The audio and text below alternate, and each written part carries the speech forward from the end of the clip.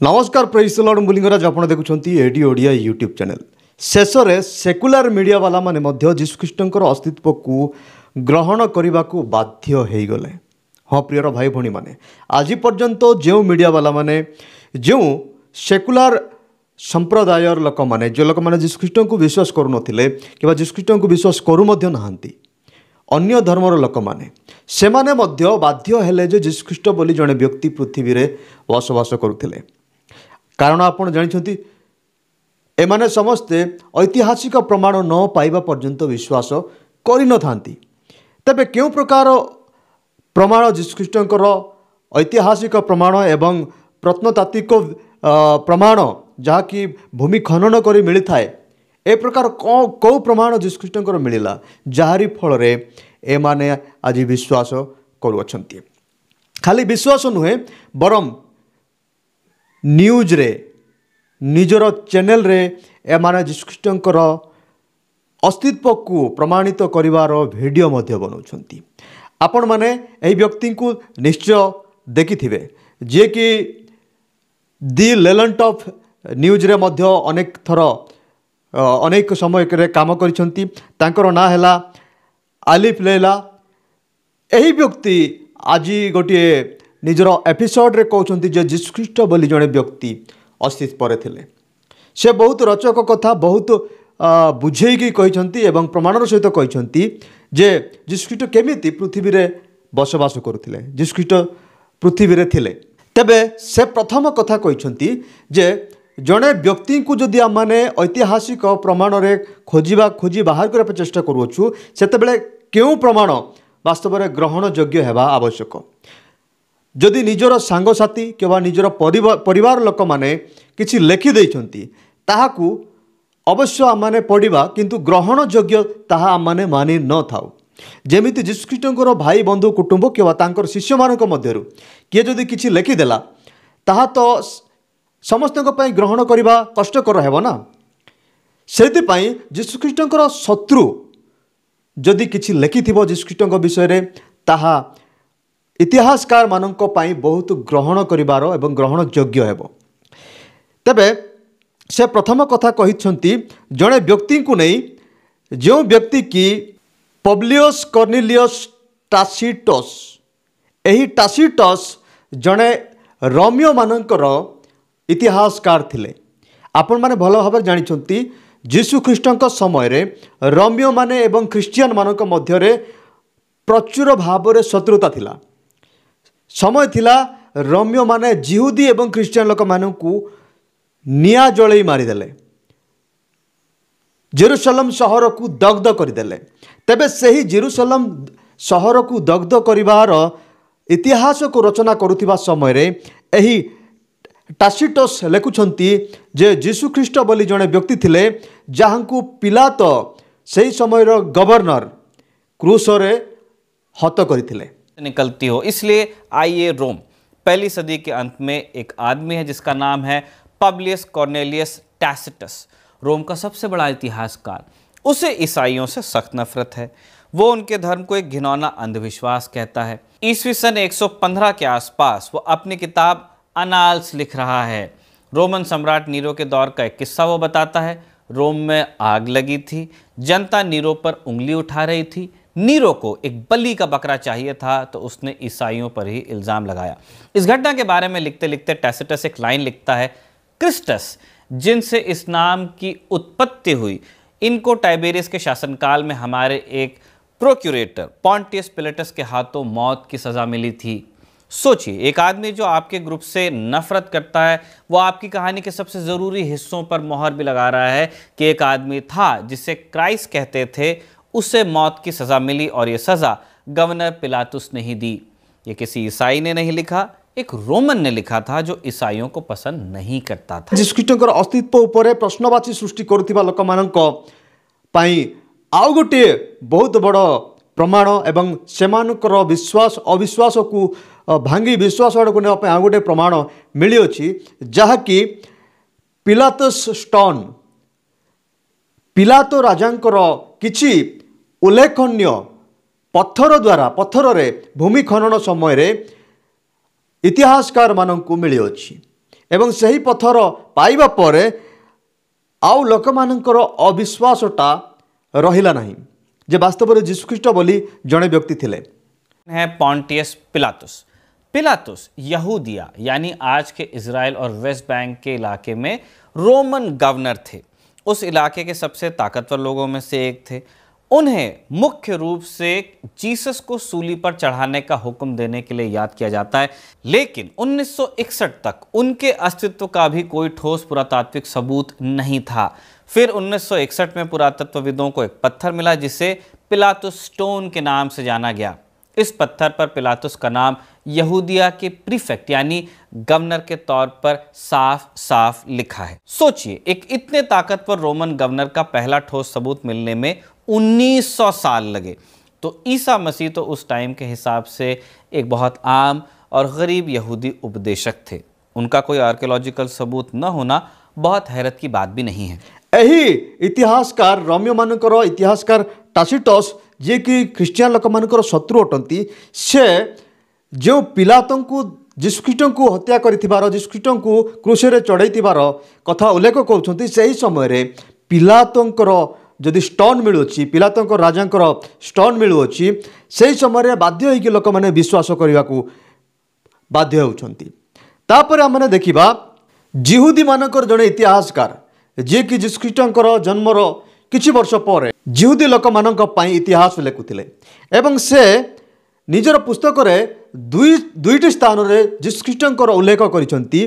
प्रथमे से कहते जीशुख्रीष्ट जीशु बोली जड़े व्यक्ति थिले जहाँ को पिलातो राजा मृत्युदंड देइथिले एवं तांकर फॉलोअर्स माने आज पर्यंत तांको प्रशंसा करुछंती। जीशुख्रीष्ट जड़े ज्ञानी व्यक्ति थिले एवं जीशुख्रीष्ट अनेक चमत्कार करुथिले। एही प्रकार से गोटे स्थान लिखिछंती एवं आउ गोटे स्थान से लिखिछंती गोटे घटना को नहीं से जेतेबेले जीशुख्रीष्टर भाईंकर आउ से उल्लेख करुछंती जाकुबंकर कथा उल्लेख करुछंती से समय से कहउछंती सही जीशुख्रीष्ट जहाँ को पिलातो क्रूसर हत्या करथिले सही जीशुख्रीष्टर भाई बोली मध्य से कहउछंती। चलिए अब रोम से निकलते हैं और चलते हैं खुद जीसस की धरती यहूदिया यानी जॉर्डन के बगल का इलाका वेस्ट बैंक और मॉडर्न इजराइल। यहाँ हमारी मुलाकात होती है फ्लेवियस जोसेफस से, एक यहूदी इतिहासकार जिसका जन्म जीसस की मौत के बस कुछ ही साल बाद हुआ था। जोसेफस ने यहूदियों का पूरा इतिहास लिखा। अगर जीसस सिर्फ एक कहानी होते तो जोसेफस को ये बात ज़रूर पता होती। अपनी प्रसिद्ध किताब एंटिक्विटीज ऑफ द जूज में जोसेफस 2 बार जीसस का जिक्र करते हैं। एक जिक्र थोड़ा विवादित है, माना जाता है कि बाद में किसी ईसाई ने अपनी तरफ से कुछ लाइंस जोड़ दी थी, लेकिन अगर उन ईसाई शब्दों को, उन ईसाई लाइंस को हटा भी दिया जाए तो जोसेफस ने असल में कुछ इस तरह लिखा था। इस समय जीसस नाम का एक बुद्धिमान व्यक्ति था। वो हैरतअंगेज काम करने वाला और लोगों को सच्चाई सिखाने वाला था। उसने बहुत से यहूदियों और ग्रीक लोगों को अपना अनुयायी बनाया। जब हमारे बीच के प्रमुख लोगों ने उस पर आरोप लगाए तो पिलातुस ने उसे क्रॉस पर चढ़ाए जाने की सज़ा दी, लेकिन जो लोग शुरू से उससे प्रेम करते थे उन्होंने उसे नहीं छोड़ा और उसके नाम पर कहलाने वाला ईसाइयों का कबीला आज तक खत्म नहीं हुआ। ये वर्णन ईसा मसीह के होने की एक गवाही है। चूंकि इसमें फेरबदल भी है इसलिए इसे पक्का नहीं माना जा सकता। इसलिए दूसरे बयान को देखते हैं। जोसेफस एक घटना बता रहा है कि कैसे यरूशलेम के एक बड़े पुजारी ने अपनी पावर का गलत इस्तेमाल करके कुछ लोगों को मरवाया। उन लोगों का नाम बताते हुए जोसेफस लिखता है कि उनमें जेम्स, उस जीसस का भाई था जिसे क्राइस्ट कहा जाता था, ये भी शामिल था। अब ये वैसा ही है जैसे आज कोई कहे अमिताभ बच्चन का भाई अजिताभ। आप अजिताभ को पहचानने के लिए अमिताभ बच्चन का नाम ले रहे हैं क्योंकि आप जानते हैं कि सब अमिताभ बच्चन को जानते ही जानते हैं। जोसेफस ने भी यही किया। उसने जेम्स को पहचानने के लिए जीसस का जिक्र किया। यह दिखाता है कि उस दौर में जीसस एक जाने माने व्यक्ति थे, इतने कि उनका हवाला देकर उनके भाई की पहचान बताई जा सकती थी। तबे यही दुई जन इतिहासकार जे कि सही समय जीशुख्रीष्ट समय रे बसवास करुथिले इजराइल देश रे एवं जीशुख्रीष्ट समय लिखुथिले इतिहास लिखुथिले सही मूल पांडुलिपि वर्तमान पर्यंत लोक मानक पाखरे अछि एवं सही विषय देखि एवं अनेक भूमिखननकारी मानकर प्रमाण जेमिति पिलातो राजांकर पत्थर आ अनेक अछि जहाँकि आर्कियोलॉजिकल डिपार्टमेंट को मिलिथिबा प्रमाण जहाँकि डेड सी स्क्रॉल এই প্রকার অনেক বিষয় আজ প্রমাণিত করে দেଉଛି ଲୋକମାନଙ୍କର ମୁହଁକୁ ବନ୍ଦ କରି ଦେଉଛି ଯେ ବାସ୍ତବରେ ଯୀଶୁଖ୍ରୀଷ୍ଟ ବସବାସ କରୁଥିଲେ ପୃଥିବୀରେ। କାରଣ ଅନେକ ଲୋକମାନେ ବିଶ୍ୱାସ କରୁନଥିଲେ, ଆଜି ପର୍ଯ୍ୟନ୍ତ ସେମାନେ ବିଶ୍ୱାସ କରୁନାହାନ୍ତି। କହୁଛନ୍ତି ଯେ ଯୀଶୁଖ୍ରୀଷ୍ଟଙ୍କର ଚରିତ୍ରକୁ, ଯୀଶୁଖ୍ରୀଷ୍ଟଙ୍କର ଛବିକୁ କୁଆଡ଼େ ରଚନା କରାଯାଇଛି, ବନେଇ ଦିଆଯାଇଛି। ଦେଖନ୍ତୁ, ଯୀଶୁଖ୍ରୀଷ୍ଟଙ୍କର ଛବିକୁ ବନେଇବା କି ଆବଶ୍ୟକ?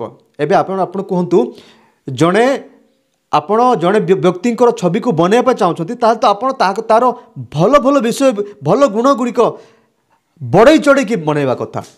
ଯେପରି ଯୀଶୁଖ୍ରୀଷ୍ଟଙ୍କର କ୍ରୁଶରେ ମୃତ୍ୟୁ ହେବା ଘଟଣା କିଏ ପସନ୍ଦ କରିବ କି? ଯୀଶୁଖ୍ରୀଷ୍ଟଙ୍କୁ ସ୍ଥାନ ନ ମିଳି ସେ ଗୁହାଳ କୁଣ୍ଡରେ ଜନ୍ମ ହେବା କଥା କିଏ ଗ୍ରହଣ କରିପାରିବ? ଯେଉଁ ସମୟରେ କି ଯୀଶୁଖ୍ରୀଷ୍ଟଙ୍କର ମୃତ୍ୟୁ ହୋଇଥିଲା, ସେ ସମୟରେ ଯୀଶୁଖ୍ରୀଷ୍ଟଙ୍କର ଶିଷ୍ୟମାନେ ଯୀଶୁଖ୍ରୀଷ୍ଟଙ୍କୁ ଏମିତି ଭାବରେ ପ୍ରେଜେଣ୍ଟ କରୁଥିଲେ ଯେ କ୍ରୁଶରେ ହତ ହେଇଥିବା ଯୀଶୁ। ଆପଣମାନେ ସୁସମାଚାର ହେଉ କିମ୍ବା ପତ୍ରପତ୍ରିକା, ପାଉଲଙ୍କର ଯେତେ ସବୁ ପତ୍ରପତ୍ରିକା ରହିଛି ସବୁ ସ୍ଥାନରେ ପାଉଲ କହୁଛନ୍ତି ଯେ କ୍ରୁଶରେ ହତ ହେଇଥିବା ଯୀଶୁ। ତେବେ ସେହି ସମୟରେ ଜିହୁଦୀ ଲୋକମାନେ କ୍ରୁଶରେ ହତ ହେଇଥିବା ଯୀଶୁ ଖ୍ରୀଷ୍ଟ ମସିହଙ୍କୁ ଗ୍ରହଣ କରିପାରୁନଥିଲେ। ସେମାନଙ୍କ ପାଇଁ ତାହା ଗୋଟେ ଘୃଣାର ବିଷୟ ଥିଲା। କାରଣ ଯିଏ କ୍ରୁଶରେ ହତ ହେବ ସିଏ ରାଜା କି ମସିହ ନୁହେଁ, ବରଂ ସେ ସବୁଠୁ ଜଘନ୍ୟ ଅପରାଧ କରିଥିବା ବ୍ୟକ୍ତି। ଯେମିତି ଗୋଟେ ଦେଶଦ୍ରୋହୀ କେସ୍ରେ ମୃତ୍ୟୁଦଣ୍ଡ ଭୋଗିବା ବ୍ୟକ୍ତି ସେହି ସମୟରେ କ୍ରୁଶରେ ହତ ହେଉଥିଲା। ଆଉ ସେହି ସମୟରେ ଜିହୁଦୀ ଲୋକମାନେ ଯୀଶୁଖ୍ରୀଷ୍ଟଙ୍କୁ ଏମିତି ରୂପରେ ଦେଖିବାକୁ ପସନ୍ଦ କରୁନଥିଲେ। ଅବଶ୍ୟ ପୁରାତନ ନିୟମରେ ଭବିଷ୍ୟବାଣୀ ପୁସ୍ତକ ଗୁଡ଼ିକରେ ଯୀଶୁଖ୍ରୀଷ୍ଟଙ୍କ ବିଷୟରେ ଉଲ୍ଲେଖ କରାଯାଇଛି ଯେ ମସିହ ଆସିବେ, ଆମମାନଙ୍କୁ ଉଦ୍ଧାର କରିବେ, ଆମମାନଙ୍କୁ ବଞ୍ଚେଇବେ। କିନ୍ତୁ ଜିହୁଦୀ ଲୋକମାନେ ସେହି ସମୟରେ ଏମିତି ମସିହଙ୍କୁ ଆଶା କରିନଥିଲେ ଯିଏକି ଆସିବେ ଏବଂ କ୍ରୁଶରେ ହତ ହେବେ। ତଥାପି ଖ୍ରୀଷ୍ଟିଆନ ଲୋକମାନେ ସେହି କ୍ରୁଶରେ ହତ ହୋଇଥିବା ଯୀଶୁଙ୍କର ହିଁ ପ୍ରଚାର କଲେ। ସେମାନେ ସେଠି ଘାଲମେଲ କଲେ ନାହିଁ କିମ୍ବା ସେଠି ଯୀଶୁଖ୍ରୀଷ୍ଟଙ୍କର ପେଣ୍ଟିଂ କଲେ ନାହିଁ। ଆଜି ପର୍ଯ୍ୟନ୍ତ ଯୀଶୁଖ୍ରୀଷ୍ଟଙ୍କର କ୍ରୁଶରେ ମୃତ୍ୟୁ ହୋଇଥିବା କଥାକୁ ପ୍ରଚାର କରାଯାଏ ଏବଂ ଯାହା ସତ ତାହା ହିଁ ପ୍ରଚାର କରାଯାଏ। ଆଉ ଆପଣମାନେ ଚିନ୍ତା କରନ୍ତୁ, ଏହି ସମସ୍ତ ବିଷୟ ଦେଖୁଛୁ, ଯୀଶୁଖ୍ରୀଷ୍ଟଙ୍କର କ୍ରୁଶରେ ମୃତ୍ୟୁ ହେବା କଥା କିମ୍ବା ଯୀଶୁଖ୍ରୀଷ୍ଟଙ୍କର ଏହି ଗରିବୀ, ଯେଉଁଠିକି ସେ କରଡ଼ା ପ୍ରହାର ଖାଇବାଟା, ତାଙ୍କ ଉପରେ ଛେପ ପକାଇବା କଥା, ତାଙ୍କର ମୁଣ୍ଡରେ କଣ୍ଟାର ମୁକୁଟ ଏବଂ ପାଦରେ ହାତରେ କଣ୍ଟା ବିଧ, ଏହି ସମସ୍ତ କଥାକୁ କେଉଁଠି ନା କେଉଁଠି ଲୁଚେଇବା କଥା। ଯଦି ଖ୍ରୀଷ୍ଟିଆନ ଲୋକମାନେ ଏହି ଯୀଶୁଖ୍ରୀଷ୍ଟଙ୍କର ଚରିତ୍ରକୁ, ଯୀଶୁଖ୍ରୀଷ୍ଟଙ୍କର ବ୍ୟକ୍ତିତ୍ୱକୁ ଯଦି ନିଜେ ରଚନା କରିଛନ୍ତି, ତାହେଲେ ସେମାନେ ଏମିତି ନ କରି ବରଂ ତାକୁ ଟିକେ ଭଲ ଭାବରେ କରିବା କଥା ଥିଲା। ତାଙ୍କ ପାଖରେ ଯଦି ମିଥ୍ୟା କିମ୍ବା ଷଡ଼ଯନ୍ତ୍ର ଥିଲା, ତାହେଲେ ସେମାନେ ତାକୁ ଟିକେ ଅଲଗା ପ୍ରକାର କରିବା କଥା। ସେଥିପାଇଁ ମଣିଷର ରଚନା, ମଣିଷର କଳ୍ପନା, ମଣିଷର ସାଜସଜ୍ଜା ଅଲଗା ଏବଂ ପରମେଶ୍ୱରଙ୍କର କଳ୍ପନା, ପରମେଶ୍ୱରଙ୍କର ରଚନା ଅଲଗା ଅଟେ। ସେଥିପାଇଁ ଆଜି ଦେଖନ୍ତୁ, ସାରା ପୃଥିବୀରେ ସବୁଠୁ ବଡ଼ ଧର୍ମ, ଅଧିକା ପସନ୍ଦ କରାଯାଉଥିବା ଧର୍ମ, ଅଧିକା ଗ୍ରହଣ କରାଯାଉଥିବା ଧର୍ମ ହେଲା ଖ୍ରୀଷ୍ଟିଆନ ଧର୍ମ। କାହିଁକି ନା ଏହି ଧର୍ମରେ କୌଣସି ପ୍ରକାର ଲୋକମାନେ ମିଲାବଟ କରିନାହାନ୍ତି। ଯୀଶୁଖ୍ରୀଷ୍ଟଙ୍କୁ ଗୋଟିଏ କଳ୍ପିତ ଚରିତ୍ର ବନେଇ ନାହାନ୍ତି, ବାସ୍ତବରେ ସେ ଥିଲେ। ଏବଂ ଯେତେବେଳେ ଜଣେ ଶତ୍ରୁ ଇତିହାସକାର ତାଙ୍କର ମୃତ୍ୟୁ କଥା ଲେଖୁଛନ୍ତି, ସେତେବେଳେ ବିଶ୍ୱାସଟା ପକ୍କା ହେଇଯାଉଛି ଯେ ବାସ୍ତବରେ ଯୀଶୁଖ୍ରୀଷ୍ଟ ବସବାସ କରୁଥିଲେ ଏବଂ ସେ କୌଣସି ପ୍ରକାର ଛୋଟକାଟିଆ ଲୋକ ନଥିଲେ। ସେ ଯୀଶୁଖ୍ରୀଷ୍ଟ ଜଣେ ଜିହୁଦୀମାନଙ୍କର ରାଜା ଭାବରେ ପ୍ରେଜେଣ୍ଟ ହେଉଥିଲେ। ଯୀଶୁଖ୍ରୀଷ୍ଟଙ୍କୁ ମୃତ୍ୟୁଦଣ୍ଡ ଦେବାର ମୁଖ୍ୟ କାରଣ ହେଲା ଯେ ସେ ରାଜା ବୋଲି ଦାବି କରୁଥିଲେ। ତାଙ୍କର ଫଲୋଅର୍ସ ମାନେ ତାଙ୍କୁ ରାଜା ବୋଲି କହୁଥିଲେ। ଆଉ ରୋମୀୟମାନଙ୍କ ପାଖରେ ଜିହୁଦୀମାନଙ୍କର ରାଜା କହିଲେ ସେମାନଙ୍କୁ ଖରାପ ଲାଗୁଥିଲା। ଅବଶ୍ୟ ବାକ୍ୟ ଅନୁସାରେ ପିଲାତ ଗଭର୍ଣ୍ଣର ଯୀଶୁଖ୍ରୀଷ୍ଟଙ୍କୁ ସେ ନିଜେ ରାଜା ହେବାର କୌଣସି ପ୍ରମାଣ ପାଉନାହାନ୍ତି। କିନ୍ତୁ ସେହି ସମୟରେ ଜିହୁଦୀମାନେ ଯୀଶୁଖ୍ରୀଷ୍ଟଙ୍କୁ ରାଜା କହିବା କଥାକୁ ପସନ୍ଦ କରିନଥିଲେ ଏବଂ ତାଙ୍କୁ ମୃତ୍ୟୁଦଣ୍ଡ ଭୋଗିବା ପାଇଁ ଦିଆଯାଇଥିଲା। ଏହା ହେଲା ବାସ୍ତବ ସତ। ଯୀଶୁଖ୍ରୀଷ୍ଟଙ୍କ ଚରିତ୍ରକୁ ଯଦି କିଏ କଳ୍ପନା କରିଥାନ୍ତା, ତାହେଲେ ଏମିତି କଳ୍ପନା କରିନଥାନ୍ତା। ମୋତେ ଯଦି କଳ୍ପନା କରିବା ପାଇଁ, ରଚନା କରିବା ପାଇଁ ଦିଆଯିବ, ତାହେଲେ ମୁଁ ଏମିତି କେବେ ରଚନା କରିବି ନାହିଁ। ମୁଁ ତ ଯୀଶୁଖ୍ରୀଷ୍ଟଙ୍କୁ ଭଲ ଜଣେ ରାଜା, ଜଣେ ହ୍ୟାଣ୍ଡସମ୍, ଜଣେ ବୀର, ଯିଏକି କାହା ସମ୍ମୁଖରେ ହାରି ନଥିବ, ताकू किए धरिक क्रूसर टांगी पारिब ना एमती गोटे क्यारेक्टर मुझे बनई था किंतु सेमिति क्यारेक्टर कहीं बनइले ना बरम गर्वर सहित कहले जे क्रूसर हत होता जीशु को आमे प्रचार करुअछु से समय जिहुदी लोक मैंने जिहुदी ज्ञानी मैंने जिहुदी नेता मैंने शास्त्री मैंने कही जे एमिति मसीह केबे मसीह नुहंती जी क्रूसर हत हेबा लोक कौन मसीह हेब कि ताकू तुम मसीह बोली प्रचार करुच एमिति निहाती कही किंतु से समय जीशुख्रीष्टर शिष्य माने निजर से ही प्रचार सहित जिद्दीर सहित प्रचार करते ना जीशुख्रीष्ट ही मसीह जी कि क्रूसर हत होता जीशु ही मसीह अटंती तेबे प्रियर भाई भौणी माने आपण माने भल भाव में बुझीपारे जे आजिका डेट्रे जीशुख्रीष्टर अस्तित्व को किए नहांती आसी नथिले बोली कहूँ सी कदापि पढ़ी नथिबो इतिहास एवं सही समय इतिहासकार मानकर पुस्तक एवं सी वर्तमान पर्यंत गोटे कूओ भितर थिबा गोटे बेंग सदृश से जगत को दुनिया को देखी ना तेबे आउ गोटे कथा जीशुख्रीष्टर विषय रे निजस्व ऑफिशियली कौन इतिहासकार माने उल्लेख करने आवश्यक है ना कि उल्लेख करना ये जीशुख्रीष्ट जड़े साधारण बढ़ई घर व्यक्ति थे तांकर सेवा कार्य मात्र 3.5 वर्ष थिला तांकर सेवा कार्य पूर्वर से जड़े सामान्य व्यक्ति थे तांकर शिष्य माने मध्य कौन प्रकार ज्ञानी शास्त्री माने नथिले से माने समस्ते साधारण व्यक्ति थे एवं तांकर जो क्यारेक्टर को लेखिकी रखा परी जदि किए बा चेष्टा करिथिला किए करी मध्य थिला तथापि ताहाकू कोटि ना कोटि नष्ट मध्य करा जाइथिबो कारण सही समय जीशुख्रीष्टर लोकप्रियता को लोक मानक पाखकू न पहुँचू बोली रोमियो शासक माने बहुत चेष्टा करुथिले बहुत जीशुख्रीष्टर प्रमाण को नष्ट मध्य कर दिया जाइथिबो किंतु ताहा सत मिछ आम किसी जानी ना आमने बास एतिकी अनुमान करि परिबा जे जीशुख्रीष्टर ऑफिशियली जीशुख्रीष्टर कौन इतिहासकार लेखक नथिले कारण जीशुख्रीष्ट से समय जड़े साधारण जिहुदी बढ़ई परिवार आसते से कौन प्रकार उच्च ज्ञानी पंडित परिवार आसी नथिले सेतिपाई तांकर विशेष कथा है जे तांकर शत्रु माने तांको विषय उल्लेख करिसेंती एवं आज पर्यंत से इतिहास लोक माने पढ़ुचंती एवं बाध्य होकर जीशुख्रीष्ट को ग्रहण करुचंती मुख्य विषय है जीशुख्रीष्टर चरित्र एवं अस्तित्व कौन रचना करा जाय नाही जहा थिला ताहाको प्रचार करा जायछि जदि रचना करा जाय थांता ताहले जीशुख्रीष्टर महिमा मंडन करा जाय थांता जे जीशुख्रीष्ट देख तांकर शत्रु मैंने जो धरवा को आसते से संहार कले से मारिदेले से ही ईश्वर एमती कह जाता किंतु से क्रूसरे हत होगा पर्यंत जहाँ सत जहाँ से सहिले कष्ट दुख जंत्रणा से समस्त को उल्लेख करा जाय।